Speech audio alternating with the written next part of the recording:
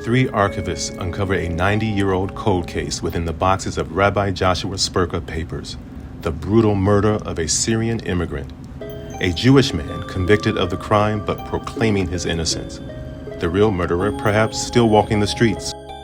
To unearth clues that have remained hidden for so long, Brian, Laura, and Robbie, three archivists with the Center for Michigan Jewish Heritage, will dig through archival records, court cases, genealogy records, and more on this season of A Bisel of History, Murder Mystery.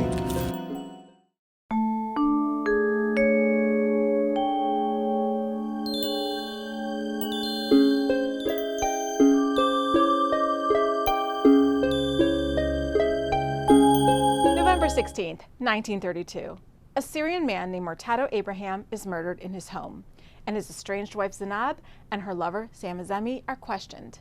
Then Hazemi points the finger at another man, Louis Gross. Although Gross proclaims his innocence, he is convicted and sentenced to life in prison.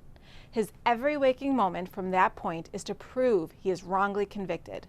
The facts were in his favor, but no one would listen until Rabbi Joshua Sperka. This series will focus on Louis Gross and the murder of Mortado Abraham. But to understand how this story went from the plea of a powerless man behind bars to the desk of the author of Perry Mason, we must first take a look at Rabbi Joshua Sperka. Without Spurka and his archival collection, this story could not be told. Joshua Sperka was the rabbi of Congregation B'nai David in Detroit, Michigan, a role he'd had since 1933. Described as someone with extraordinary ability, energy, and magnetism, he added to his already heavy workload in 1941 when he was appointed the Jewish chaplain for the Penal Institutions of Michigan, the first such appointment.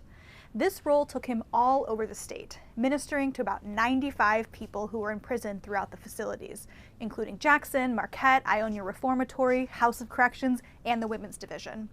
Some of the men he counseled were even from the infamous Purple Gang, who had been incarcerated since the 1930s. Spurka was known for going out of his way for the men and women he counseled. Under his chaplaincy, the first Passover service was held at Jackson Prison. He made sure they received kosher food and suits to wear for services. Congregation B'nai David donated a Torah, but it was the people who were incarcerated that built the ark and paid for the velvet curtain. But it went way beyond what happened within the prison walls. Spurka would make calls to their families to check in on them. He also helped people who were incarcerated by writing to the parole board, helping them get jobs and places to live once they were released. And he continued to spiritually advise them. He was once advised by a member of the parole board not to get involved with helping a man who had been released, to which Spurka replied, quote, "Every human being has a spark of the divine in him and deserves a chance. I want to give him that chance to make good." To illustrate the impact Spurka had on the lives of Jewish people who were in prison, we share with you this short letter of appreciation from April 1943. It reads, "Dear Rabbi, we, the Jewish inmates of this prison at Marquette, thank you and all those, to us unknown, contributors of the food and gifts of money, thus making possible the celebration of our Passover. Especially to you, Rabbi Spurka, do we extend our admiration, for never before in the history of this institution have we, the Jewish, had so staunch a champion.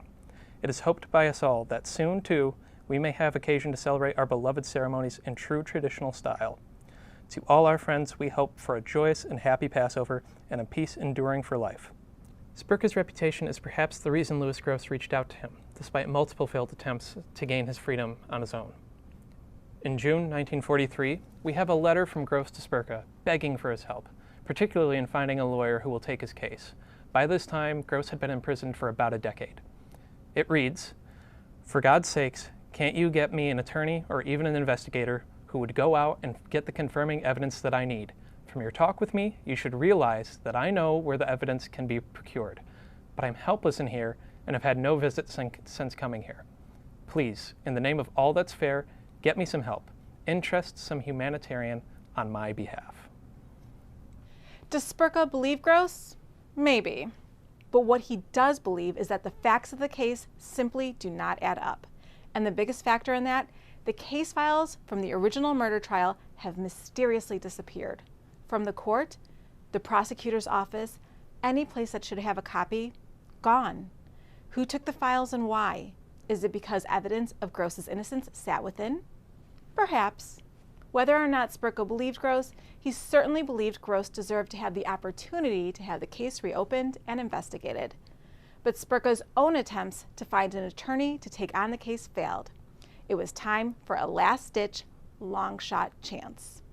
In 1949, Rabbi Spurka wrote a letter to Argosy magazine. Argosy was a pulp magazine that started in 1882. It wasn't terribly successful, but it had a boost in the late 1940s when it began running a true crime column called The Court of Last Resort, which enlisted assistance from police, private investigators, and other professional experts to examine the cases of dozens of people convicted of a crime who maintained their innocence long after their appeals were exhausted.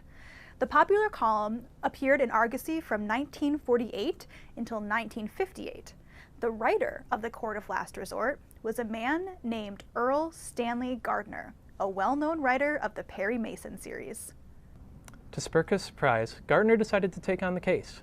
For the first time in 17 years, Louis Gross had renewed hope for another day in court to prove his innocence and finally walk out of jail a free man. But this is just the beginning of the story. Next week, we look back at the life and death of Mortado Abraham.